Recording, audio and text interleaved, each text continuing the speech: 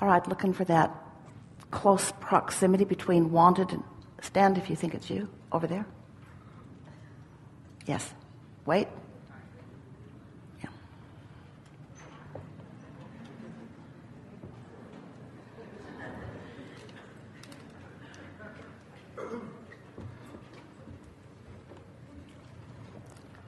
She felt the whack-a-mole thing happening.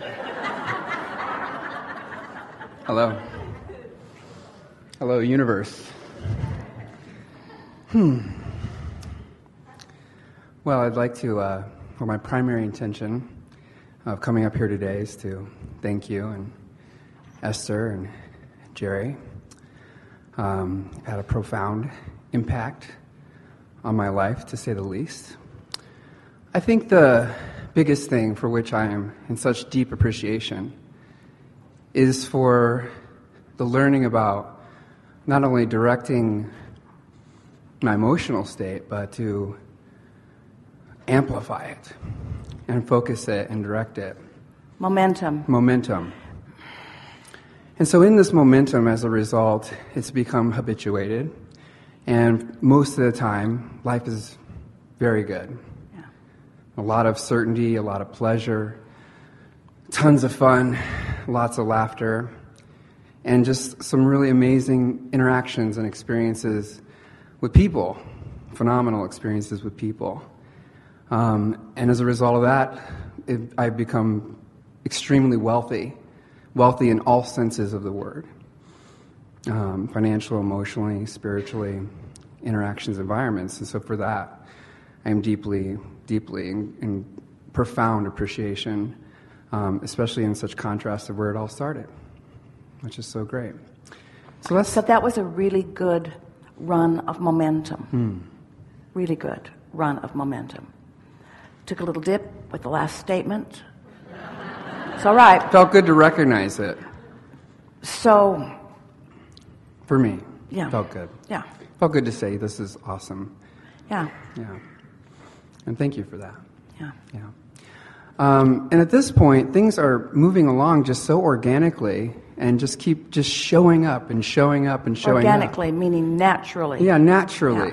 Yeah. Without effort. Yeah. Just keeps popping up, coming in. Yeah.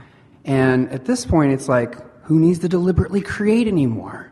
It just keeps coming in. It's so good. Well, that's what deliberate creation is. In other words, it's at a certain point, the deliberate creation becomes keeping that momentum going.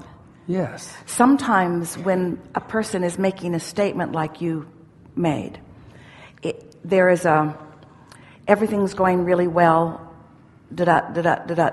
statement, and then however, what I want to talk about. And so there is that momentum, and then there's that momentum. And so in the absence of that however part, then that momentum just keeps going. What Esther is discovering, and she's new at this, staying on the high-flying disc, as everyone is, what she's discovering is that once she's able to sustain it for a little while, still, contrast does present itself. But because of the momentum, and because of her certainty, and because of her skill, now, as the contrast is introduced, as it always will be, because we are all eternal beings, the contrast feels less like a problem and more like an opportunity. Less like something going wrong and more like something to contemplate. Less like something off the track and more like something really on the track, because how could momentum possibly become more and more and more if there is not more detail which defines it further? And so you will never lose your grip on deliberate creation. You will never be able to just be passive about it. Oh, you can coast for a while. But attention to the alignment and the direction that you're going is an eternal process.